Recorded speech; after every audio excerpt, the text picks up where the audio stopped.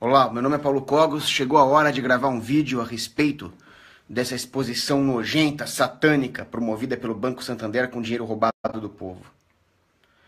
Enquanto não chegam os espectadores, vou cantar uma musiquinha, mas é rápido. A mountain pass dividing two lands, two kingdoms were lining for war. Bom, acho que eu já cantei essa. Bom, que seja, eu vou começar a falar do assunto mesmo. Bom, como vocês devem saber, o Banco Santander promoveu uma exposição através do seu departamento cultural, onde havia blasfêmia contra símbolos, imagens e conceitos cristãos, onde havia apologia à pedofilia, zoofilia e outras perversões sexuais. Uma coisa nojenta, uma coisa dantesca, coisa de distopia futurista. Mas veio à tona o escândalo, eles erraram a mão. Então, muitos clientes, eu ouvi falar em 20 mil hoje de manhã, cancelaram suas contas. Então, o banco pediu desculpas, claro. Doeu no bolso, né, seu bando de animais? Agora não adianta mais. Eles erraram a mão. A ideia dos bancos é destruir a sociedade. Os bancos modernos são inimigos, não é nem da sociedade, eles são inimigos da espécie humana. Eu vou explicar mais ou menos por quê, rapidamente nesse vídeo. Mas eles só voltaram atrás porque doeu no bolso. Eles erraram a mão. Olha, a sociedade não estava tão pervertida quanto achamos que estivesse, disseram os CEOs lá do Santander. Vão voltar atrás dessa vez. Mas não pense que eles não vão contra-atacar. Eles deram 2 passos atrás para poder avançar 3. Leram Sun Tzu, provavelmente. Vamos começar com uma análise ética do que aconteceu. Para começar, os bancos são todos criminosos hoje. Eles vivem na reserva fracionária. Reserva fracionária é crime. Isso, no juridiquês, se chamaria apropriação indébita. Eu dei uma palestra sobre a crise de 29, onde eu expliquei como funciona o sistema bancário moderno e por que eles são criminosos. Está aí no canal do Stone Garu, podem assistir. Crise de 29. Lá vocês vão encontrar detalhes. Mas, resumindo muito, eles pegam o dinheiro que não é deles, usam como base para criar moeda falsa, causando assim a inflação, empobrecendo as pessoas, gerando mais dependência econômica, e é por isso que eles ficam ricos. Junto com o esquema do Banco Central, eles fazem com que todo o dinheiro que nós tenhamos hoje seja moeda falsa, seja dívida e não dinheiro. É um IOU para as famílias que controlam os bancos, os Illuminatis aí, os Rothschild, Rockefeller. Enquanto o povo tem uma moeda falsa que vai se depreciando. E eles são usados como colateral dessa dívida. É assim que os bancos funcionam, eles deviam ser todos mortos. Mas não é só isso. Para manter esse esquema, eles dependem de mentiras. Eles dependem do fato de que as pessoas não enxerguem o que é o sistema bancário. Se elas enxergassem, haveria uma guerra civil, já dizia Henry Ford. Então, para elas interessa que as pessoas sejam deseducadas, ignorantes. Mais do que isso, uma civilização subsidiária, poupadora, diligente, com as virtudes da prudência, dependeria cada vez menos dos bancos e criaria sistemas alternativos. Então, para eles, é interessante criar uma sociedade consumista, degenerada, sem laços familiares, sem laços tradicionais, que dependa cada vez mais dos bancos. Por isso que os bancos são de esquerda, progressistas. Por isso que eles apoiaram a Hillary. Por isso que eles apoiam todas as agendas de esquerda. Banco é sinônimo de esquerda. Banqueiro é o que há de mais esquerdista possível. Os elementos mais extrema esquerda que você vai encontrar na sociedade não estão num protesto do campesinato stalinista. Esses caras são extrema direita perto de um banco. São conservadores. Eu seria até aliado deles numa guerra para matar os banqueiros. Os banqueiros é o que há de mais esquerdista. Não caiam na esparrela liberaleca de achar que banco é direita, capitalista. É o contrário.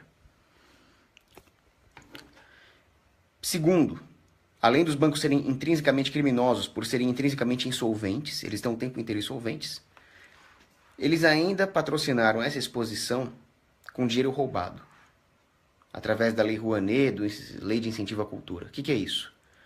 Você, imbecil, otário, trabalhou igual um camelo para depois a polícia militar te assaltar, a mão armada, uma gangue, pegar o seu dinheiro e dar para esses pedófilos degenerados, delinquentes que fizeram essa exposição.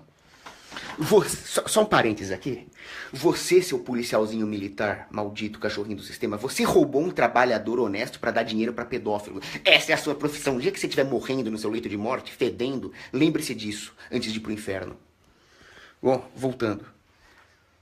Ou seja, o Santander e os psicopatas, pedófilos, degenerados, lixos humanos que promoveram essa exposição, eles não têm direito à vida, liberdade e propriedade. Eles perderam esse direito. Porque eles são insolventes, vivem de reserva fracionária, dinheiro roubado da população e ainda por cima são pedófilos. Pedófilo não tem PNA. Pedófilo não tem direito à vida, liberdade e propriedade. Então, eticamente, você pode agredi-los à la vontade.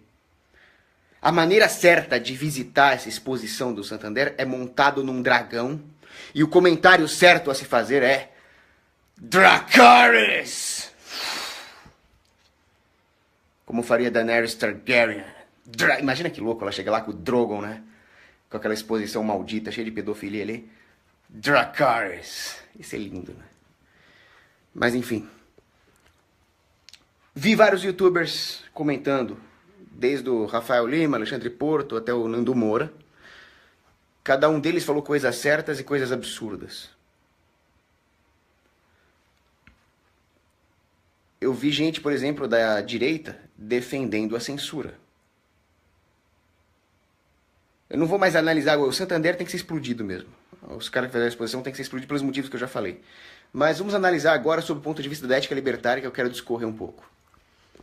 É válido, sob o ponto de vista ético, fazer uma exposição com dinheiro privado, sem dinheiro roubado, onde tenha pedofilia e blasfêmia contra a verdadeira religião de Cristo? Vamos ver. Vamos começar com a pedofilia. Óbvio que não. Não é a sua liberdade de expressão fazer apologia da pedofilia. O pedófilo, como eu já disse, é um degenerado, demoníaco, que não tem direito à vida, liberdade e propriedade. Se você vê alguém fazendo arte pedófila, isso não é arte, né? Fazendo exposição de pedofilia, como diria o Capitão Nascimento, senta o dedo nessa porra. O que nós vimos na exposição do Santander lá no Queer Museum, olha o nome dessa merda, Queer Museum, é ainda pior.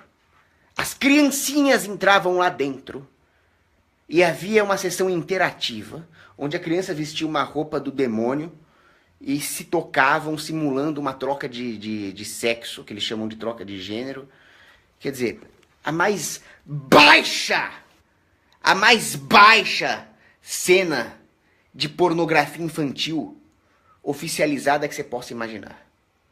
Aquilo era para pegar uma P90 aqui e matar esses filhos de uma desgraça degenerada. Aí eu fui ver o vídeo do Rafael Lima rapidamente para ver o que ele estava falando disso. Ele falou uma barbaridade. Ele falou, não, se o pai quiser levar a criança num museu que tenha pedofilia, é um direito do pai. Não! Não é! Larga essa in-range maldita e vai ler a Bíblia, ô Rafael, na boa. Não é um direito do pai. Ao pai foi confiada a missão divina de levar o filho para o céu. É só para isso que os pais devem ter filhos, para povoar o céu. Os pais não podem, portanto, atentar contra a integridade física do filho, a não ser que seja muito necessário. A não ser que o filho fosse, sei lá, matar a mãe. Aí você pode, né? A não ser que seu filho seja um bandido. A não ser que você use de violência para impedir que o filho faça um estrago pior contra ele mesmo. Mas, em geral, os pais não podem atentar contra a integridade física do filho. Então, o pai não tem o direito de dar uma facada no filho. Certo? Óbvio. O pai não tem direito de deixar o filho morrer de fome. Até aí falamos dos ataques físicos ao filho. Mas um pai também não pode atentar contra a saúde psicológica, espiritual do filho. Ele não pode levar o filho numa exposição que tenha pedofilia. Do contrário, ele não está honrando a sua função de pai. E ao não honrar a função de pai, de uma maneira tão grave, ele perde as prerrogativas intrínsecas à sua função de pai, inclusive os direitos. Então, ele não tem direito de levar o filho numa exposição de pedofilia. Qualquer estabelecimento, privado, público, não interessa, que permita que entre uma criancinha lá dentro para ser exposta a essa baixaria, essa pouca vergonha, deve ser legalmente punido. Quer me chamar de censurador, de ditador, de falso libertário? Pode chamar, não tô nem aí. Vem chamar na minha frente aqui. Então pedofilia tá fora. O PNA não se aplica a eles. Agora, não é de se estranhar que um banco, e todos os bancos são de esquerda, como eu já disse, promova a pedofilia. A pedofilia, essa perversão maligna do demônio, ela foi promovida por quem? Horkheimer, Adorno, Marcuse, quem são esses filhos da puta? São os comunistas lá da escola de Frankfurt. Qual era a deles? A deles era a seguinte, eles perceberam que simplesmente o proletário, como Marx imaginava, a revolução vai vir do proletariado, não sei o quê, não colava.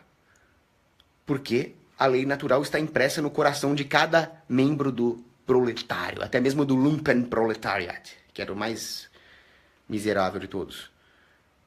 O que o trabalhador quer é a preservação das suas posses, da sua família, trabalho honesto, e por isso ele não vai entrar na conversa revolucionária de Marx. O comunismo sempre foi promovido pelas elites, pela inteligência, nunca pelo cidadão comum, nunca pelo homem comum preocupado com a sua família. Então o marxismo não podia vencer os restritores da lei natural. Então o que a escola de Frankfurt fez? Vamos solapar a lei natural. Vamos solapar as instituições oriundas da lei natural. Então finalmente nós vamos poder incutir as abobrinhas revolucionárias na cabeça do povo. Essa era a escola de Frankfurt. Tinha que mandar matar com lança-chamas. E uma das ideias desses malditos foi misturar Marx com Freud. Quer dizer, misturou o mijo com a merda, né? Marx com Freud. Psicanálise com marxismo. É a negação da realidade. E a ideia dos caras era a seguinte: não, a alienação não é só a alienação do capitalismo. A alienação também é dos costumes tradicionais da sociedade que causam uma alienação psicossexual na pessoa. Então vamos eliminar todos os freios. E o que as pessoas que caem na conversa desses demônios não entendem é que liberdade não é fazer o que você quiser. Liberdade é a sua capacidade de fazer o bem, de escolher o bem. Você é livre para escolher o bem ou você é escravo dos seus vícios? E assim a sociedade construiu as suas tradições, os seus costumes ao longo dos séculos, buscando essa liberdade. Então essa libertinagem promovida pela escola de Frankfurt na realidade, é a perda da liberdade. E uma das restrições que esses nojentos querem impor na sociedade, ou melhor, querem eliminar da sociedade, são as restrições etárias em relação ao sexo. Eles querem acabar com as restrições etárias. O que isso significa? Que a criancinha pode ter relações sexuais com adulto. Para esses malditos da escola de Frankfurt não tem problema. E assim, com essa conversa mole, eles estão promovendo a pedofilia. Para eles é normal. Para eles é belo e moral. E se você falar contra a pedofilia, eles te chamam de nazistas. Então é assim que começou. O pedófilo, como eu já disse, não tem PNA. Pode meter a bala neles. Agora vamos falar sobre blasfêmia. Muito bem, eles blasfemaram imagens de Nossa Senhora Virgem Maria Santíssima, blasfemaram imagens de Cristo Jesus, Nosso Senhor, blasfemaram hóstias e assim por diante. Qual é o approach em relação a isso? Realmente é uma coisa abjeta, é uma coisa que me ofende profundamente, e pior do que me ofender, ofende a Deus, ofende a Virgem Maria, e a ofensa é tão mais grave quanto maior for a dignidade da parte ofendida. Então você me ofender não é tão grave quanto ofender a Virgem Maria e ofender a Deus. Então é um pecado gravíssimo, eles estão se condenando ao inferno. Mas nós não podemos nos igualar aos muçulmanos, por exemplo. Os caras falam mal lá do Maomé, os caras vêm e explodem lá o Charlie Hebdo. Nós não podemos nos igualar aos muçulmanos. Tudo bem que o cristianismo é a religião verdadeira e o islamismo é uma seita satânica falsa. Mas nós não podemos nos igualar a ele e atirar naqueles que blasfemarem contra o cristianismo. Mas, por outro lado, isso também não é um discurso ofensivo qualquer. Você está ofendendo a Deus. É um pouco diferente. Então a blasfêmia já foi punida com a morte, por exemplo, no Antigo Testamento, está em Levítico.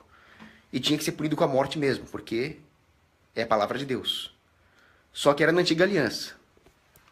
Cristo fez nova Antiga Aliança. Então ficou mais light. Os visigodos puniam com açoite. No cânon medieval, os clérigos que cometiam blasfêmias podiam sofrer várias sanções, mas em última instância podiam ser condenados a remar nas galés, né? Aquele ambiente bem insalubre. O que eu defendo, tendo em vista a ética, tendo em vista a moralidade absoluta? Eu defendo o seguinte: você não pode censurar o blasfema, porque, primeiro, você vai gerar mais blasfêmia. A hora que a blasfêmia for institucionalmente proibida, os caras vão blasfemar mais ainda, para tentar desafiar. E vai ser difícil pegar. Os caras vão espalhar blasfêmias anônimas. E o que nós queremos é justamente evitar as blasfêmias, evitar ofensas contra Cristo e evitar que o cara vá para o inferno. Ou seja, o approach para o blasfemo deve ser caritativo. Você precisa impedir que ele continue blasfemando, ou seja, impedir que ele vá para o inferno. Por isso, eu considero válido que você destrua os meios que ele está usando para blasfemar. Então, se um cara sai com um cartaz na rua, ofendendo a Virgem Maria, ofendendo Cristo, você não pode agredir o cara. Se você agredir o cara, você vai gerar mais ódio ainda. A probabilidade de convertê-lo vai ficar menor. Isso é péssimo. Mas você pode muito bem destruir o cartaz dele. Isso você pode. Você está evitando que ele peque mais ainda se você destruir o meio que ele está usando para blasfemar. Mas eu não acho que essa destruição do meio deve ser institucional. Simplesmente você tem direito de fazer isso e você não deve ser punido por destruir o meio que ele está usando. É violação de propriedade. Ninguém mandou blasfemar. Por outro lado, essa destruição do meio tem um limite, que é o limite do quanto você precisa usar de violência para poder destruir esse meio. Se você precisar invadir a residência do cara ou sair na porrada com o cara, é melhor não agir. Procure um approach caritativo em relação a isso. Mas como nós vimos no caso do Santander, eles não têm direito à vida, liberdade e propriedade. Eles são um bando de pedófilos, ladrões, assassinos, fraudulentos. Agora, vamos entender melhor os bancos. Por que os bancos promovem blasfêmia, zombam da religião, pedofilia, perversões sexuais? Ora, tem uma foto assustadora circulando na internet que é o nome das salas de reunião da Caixa Econômica Federal. Segundo andar ali, salas de reunião da Caixa Econômica Federal. Sala Vygotsky. Sala Gramsci. Você sabe quem foram esses caras? Lev Vygotsky e Antônio Gramsci. Foram psicopatas marxistas. Por que a Caixa Econômica Federal tem uma sala com o nome desses caras? Muita gente se surpreendeu. Eu postei essa foto no meu Facebook. Mas eu não me surpreendi nem um pouco. É exatamente isso que os bancos fazem. Os bancos procuram destruir as instituições subsidiárias da sociedade. Procuram destruir a família, a propriedade privada, a igreja, o capitalismo e a capacidade de defesa da sociedade. Por isso eles promovem as políticas de esquerda, para gerar dependência. Quanto mais dependência eles gerarem, quanto menos capazes as pessoas forem de acumular capital por conta própria, de poupar por conta própria, mais elas se endividarão, mais elas serão consumistas e mais elas dependerão dos bancos. E aí os bancos vão ficar ricos à custa do povo. É claro que eles fazem isso. Outra coisa, eles precisam de uma sociedade suficientemente degenerada, moral e economicamente, para aceitar taxação. Então, uma sociedade que não consegue mais imaginar soluções empreendedoriais por conta própria, ela vai legitimar o aumento da taxação. E o que é a taxação, senão a maneira como os bancos conseguem saldar a dívida que eles vivem contraindo, sendo que eles vivem insolventes? É a taxação que lastreia os títulos da dívida pública que, por sua vez, lastreiam os balancetes dos bancos, para que eles não vão à falência hoje. É taxação. Essa é a aliança entre o governo, o Banco Central e os bancos comerciais. Títulos da dívida pública na qual você, cidadão, é o colateral. Eles vivem de taxação. O que faz uma sociedade legitimar a taxação? A falta de imaginação empreendedorial, a falta de ética, a falta de subsidiariedade. É isso que os bancos promovem. O que mais? As pessoas deviam ser capazes de controlar suas próprias vidas através de mecanismos locais, através da comunidade, através de patriarcas, através do paterfamílias, através de líderes de clã. E quando não existe mais nada disso, quando todas as elites naturais são destruídas, entram nos bancos com seus programas de seguro, com seus gerentes sorridentes e substituem a sua própria capacidade de controlar a sua própria vida Por isso eles vão fazer de tudo para promover uma agenda antilocalista, como é o caso da esquerda. E onde é que as perversões sexuais entram em tudo isso? Na destruição da família. Se você pede um empréstimo para o seu tio, se você pede para o seu irmão guardar dinheiro para você, por que você vai depender desses malditos fascistas dos bancos? Então, para isso, eles destroem a família, destroem o casamento, promovem o feminismo, promovem a desvirilização do homem e promovem toda sorte de perversões sexuais. E é claro que eles são fã do Vygotsky. O que o Vygotsky defendia era a ideia da psicologia cultural histórica. Ou seja, ele fazia do polilogismo uma realidade, sendo que naturalmente não o é. E assim, aliada ao relativismo que permeia a sociedade, então não existe mais verdade absoluta, ninguém tem mais verdade em nada, as pessoas vão continuar com aquele ímpeto natural de buscar a verdade, mas elas não vão buscar a verdade na própria capacidade do indivíduo de depreender a verdade, porque elas aprenderam na escola que isso não existe. Então elas vão engolir a primeira coisa que se pareça com uma verdade. O que se pareceria com uma verdade numa sociedade que perdeu a capacidade de buscar individualmente uma verdade epistemológica, com solidez epistemológica? Eles vão para a maioria. Talvez a maioria esteja certa. É aquela ideia de que se existe 1 milhão de moscas rondando a merda deve ser boa, né? Porque 1 milhão de moscas não podem estar erradas. Então as pessoas vão se pautar pelos formadores de opinião que manipulam as massas. Quem são esses formadores de opinião? Você já viu propaganda de banco? Tudo que é de mais nojento está lá. Eu nunca vi um banco falar mal da democracia. Veja as propagandas dos bancos e vocês vão ver todos os valores pervertidos que as pessoas acabam tomando como verdade. Isso se chama socioconstrutivismo. Propaganda de banco é socioconstrutivismo puro. Por isso que eles pagam um pau pro Vygotsky. O indivíduo deixa de buscar a verdade porque o indivíduo deixa de ter uma identidade consigo próprio. Qual é uma das maneiras mais eficientes de fazer o indivíduo abandonar a própria identidade? Ideologia de gênero. Por isso que na exposição do Queer Fucking Shit lá tava apologia ao travestismo, né? Essas palhaçadas aí. Porque o indivíduo, ao perder a sua identidade, ele se torna massa. A massa não raciocina, a massa é volúvel à propaganda. E já dizia Hannah Arendt, somente as elites e as massas estão inclinadas ao totalitarismo, não o conjunto dos indivíduos pensantes. Então, ao transformar um indivíduo em massa, ele se torna volúvel à propaganda. E pela propaganda, ganha-se as massas. E elas se tornam inclinadas aos planos totalitários dos banqueiros. Hannah Arendt, isso aqui. Bom, aí vem aqueles imbecis da esquerda. Imbecis da esquerda é pleonasmo, né? E falam, não, mas isso é arte. Estão censurando a arte, isso é arte. Tua avó, rapaz. Isso é arte o quê?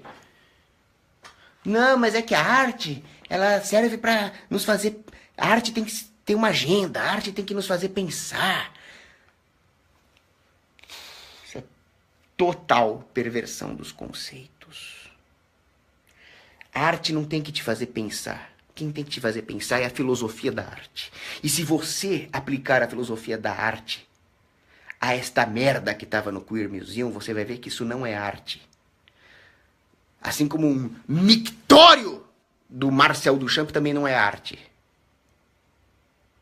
Então, quando você acha que qualquer coisa é arte, qualquer um é um artista, e qualquer artista é um filósofo, e aquilo vai te fazer pensar, você perde a capacidade de pensar, porque a verdadeira capacidade de pensar te mostraria que aquilo não é arte porcaria nenhuma. E aí, nesse caso, a arte deixa de ser arte e se torna mais uma ferramenta de manipulação do pensamento. Desde a própria ideia de que qualquer merda seria arte, literalmente, né, um mictório, até a ideia de que pedofilia é normal.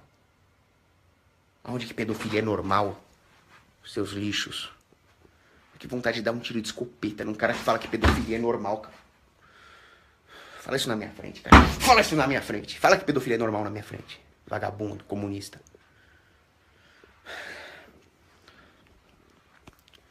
Eles falam que a arte não precisa ser bela. Toda arte deve buscar a beleza, mesmo que eles retratem alguma coisa que não é bela. Existe o conceito do sublime em arte, do qual já trataram o Burke, por exemplo, o Kant. Eles falam no sublime, a capacidade de enxergar algo que transcende. Mesmo que não seja bonito. Então você pode, por exemplo, pintar um desastre. Você pode retratar uma batalha sangrenta. Você pode retratar num quadro um naufrágio. Aquilo não é uma cena bonita, mas algo de sublime ali. Mesmo que seja o medo da tempestade, mesmo que seja o horror diante dos horrores de uma batalha, de um bombardeio. Mas quando existe uma compatibilidade entre a feiura que é um desastre natural ou uma guerra e o medo que você sente da batalha ou do desastre natural, essa compatibilidade entre os sentimentos que a arte te desperta e a verdadeira natureza daquilo que está sendo retratado, há uma beleza na harmonia entre a coisa retratada, a sua representação pictórica e os sentimentos que ela te gera. Isso é beleza. Isso é a estética clássica definida aí por São Tomás de Aquino e Aristóteles. Não é o caso dessa vagabundagem, dessa baixaria, essa pederastia aí que era o Queer Museum. Onde eles dão a entender que uma coisa tão horrível, tão repugnante quanto a pedofilia, seria algo bom. Isso é feio, isso é feiura em si. Fora que é mal feito pra cacete aquilo, né?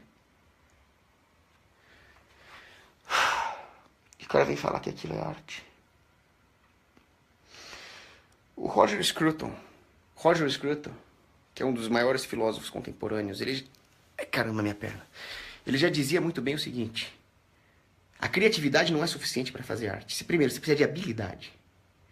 Segundo, você precisa mostrar aquilo que é real sob uma luz que só o artista consegue dar, de forma que o observador tenha transcendência daquilo, enxergue a realidade metafísica.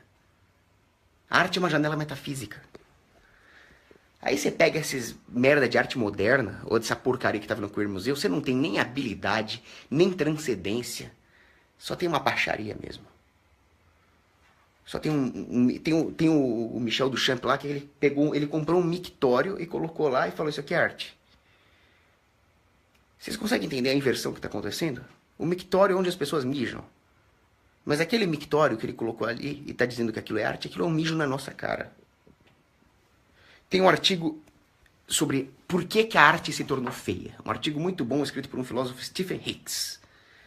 Eles mostram o seguinte: existe algum momento que nós temos que questionar se aquilo é arte ou se não é arte. E que está na cara que aquilo não é arte. Então é preciso ter um approach, uma abordagem apofática da arte. Apofática significa você ir por eliminação. Apófases. Olha, isso aqui não é. Eu não sei o que é. Eu não sei definir o que é arte. Até hoje os filósofos tentam definir o que é arte. Mas eu sei o que não é. E eu sei que um mictório não é. E eu sei que um desenhinho escroto de uma criancinha viada lá, como eles escreveram, fazendo apologia à pedofilia, também não é. E como diz o Paul Joseph Watson, não se preocupa se você não conseguir entender aquilo que a inteligência de esquerda da arte moderna quer que você entenda. Eles querem fazer você parecer burro, eles querem elitizar a arte. A arte é uma linguagem que o homem mais primitivo do mundo, analfabeto, conseguiria entender e conseguiria transcender. Mas a esquerda é elitista. A esquerda quer que a arte seja apreciada somente por uma elite de pervertidos sexuais.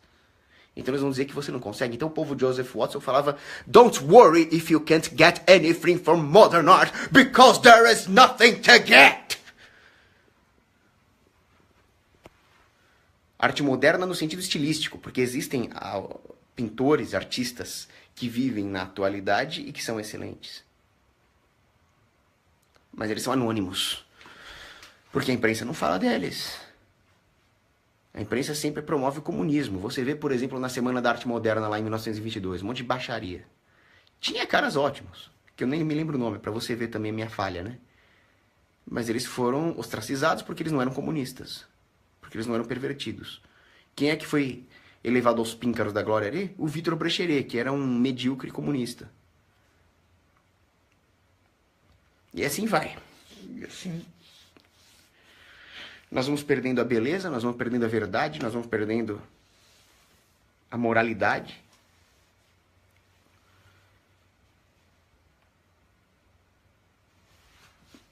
O que mais falta perder?